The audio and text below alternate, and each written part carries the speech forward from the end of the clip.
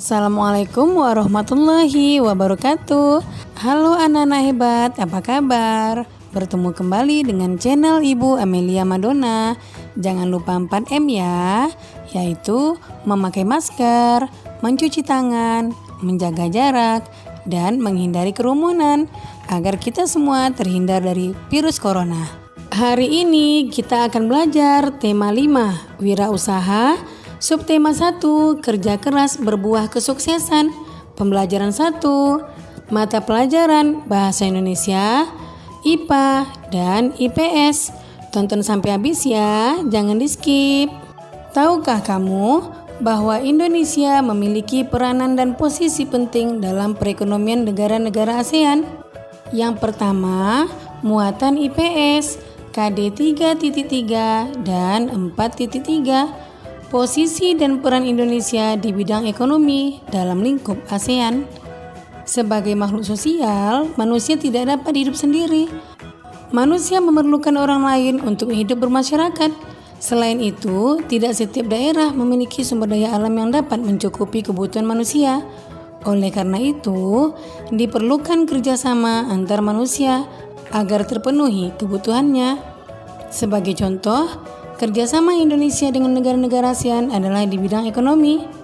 Contohnya, melakukan promosi-promosi dalam bidang pariwisata dan perdagangan, menyediakan cadangan pangan, menyelenggarakan proyek industri, dan membuat kawasan perdagangan bebas. Nah, anak-anak ibu, bacalah teks tentang pengalaman belajar dari negara-negara ASEAN berikut. Semangat ya!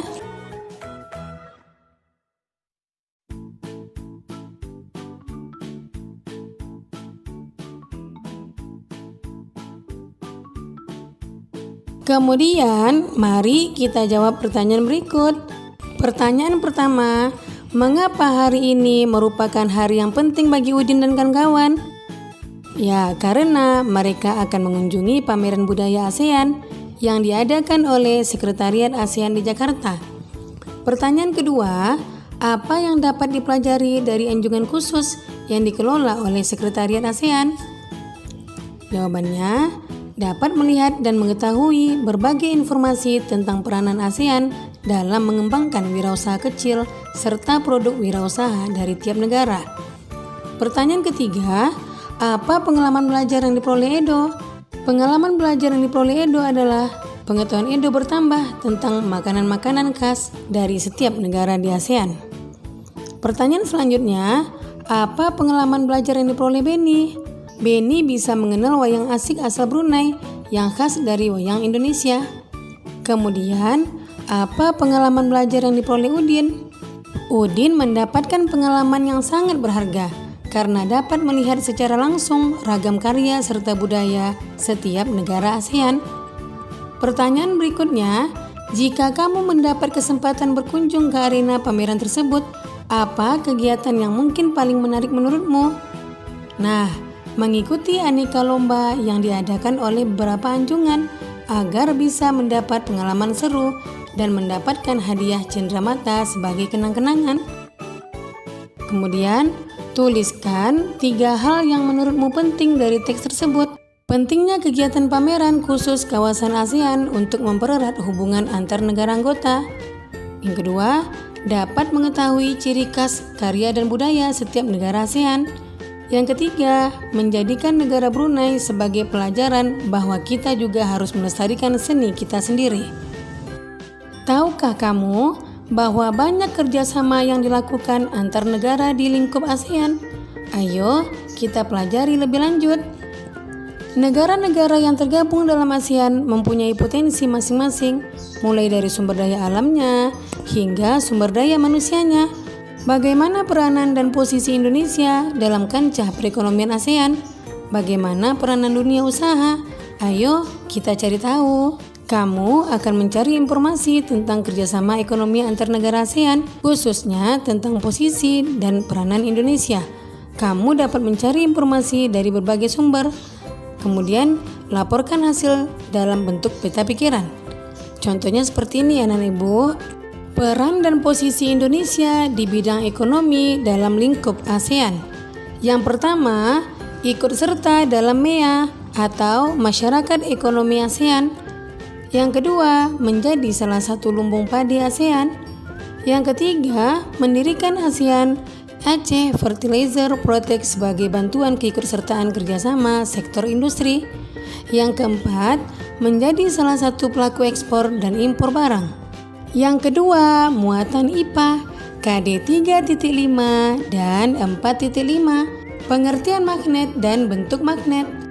Dalam pameran negara-negara ASEAN terdapat cenderamata terbuat dari magnet yang bisa ditempelkan pada permukaan yang terbuat dari besi, misalnya di pintu lemari es.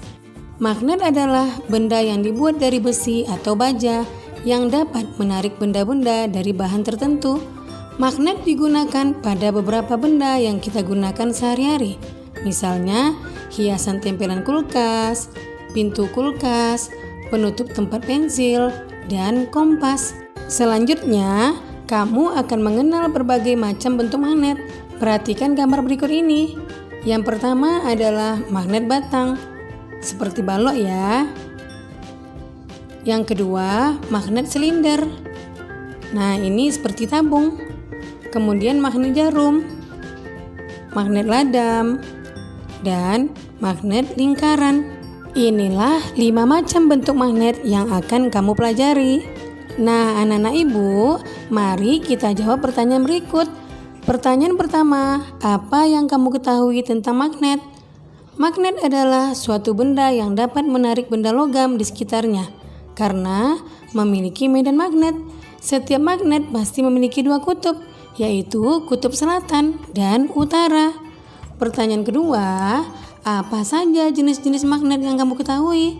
Ya, magnet alami dan magnet buatan.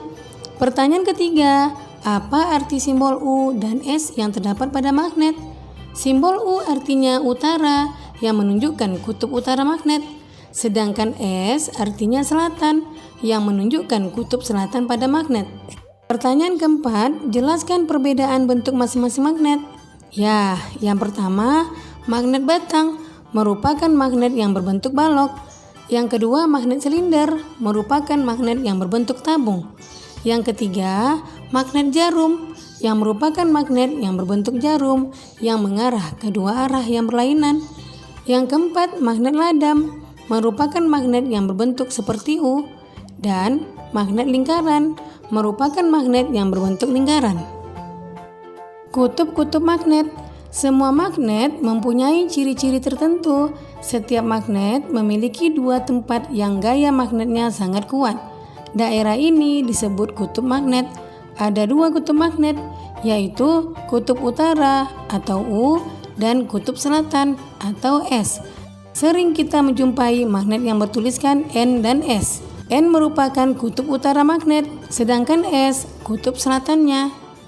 Magnet dapat berada dalam berbagai bentuk dan ukuran. Bentuk yang paling sederhana berupa batang lurus. Selain itu, ada juga magnet yang berbentuk tapal kuda atau ladam dan jarum. Pada bentuk-bentuk ini, kutub magnet berada pada ujung-ujung magnet tersebut. Yang ketiga, muatan bahasa Indonesia KD 3.6 dan 4.6, mengenal formulir kegiatan. Apakah kamu masih ingat berbagai lomba dalam pameran negara-negara ASEAN? Sebagai syarat untuk mengikuti lomba, kamu harus mengisi formulir pendaftaran. Saat mendaftar sekolah atau mengikuti kegiatan, kamu diharuskan mengisi formulir pendaftaran. Tahukah kamu apa yang dimaksud formulir? Formulir adalah secari kertas yang berisi pertanyaan-pertanyaan tentang data diri. Formulir diisi sesuai dengan data diri yang sebenarnya. Umumnya, data diri yang harus diisi dalam formulir adalah sebagai berikut. Yang pertama, nama lengkap. Kedua, tempat tanggal lahir. Yang ketiga, umur. Yang keempat, kelas. Yang kelima, alamat. Dan yang keenam adalah hobi. Nah, anak-anak ibu, sebelum kita menjawab pertanyaan tentang formulir, kamu perhatikan terlebih dahulu bentuk formulir A dan formulir B berikut.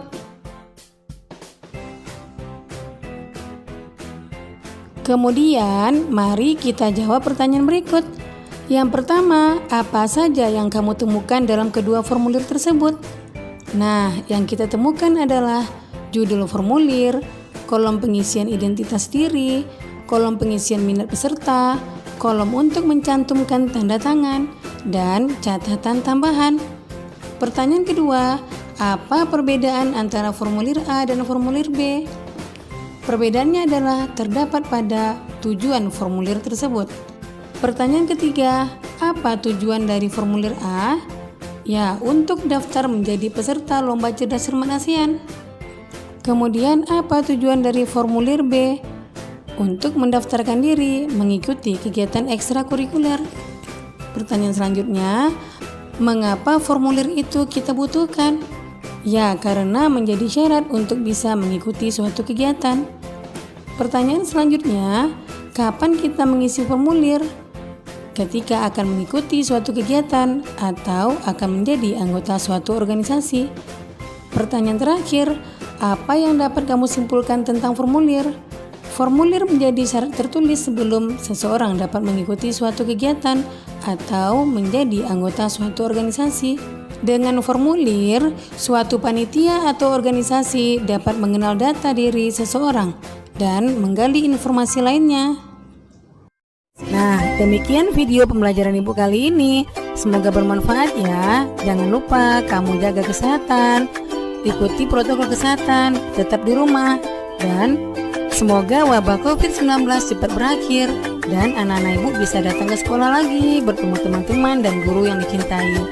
Sekian, Assalamualaikum warahmatullahi wabarakatuh.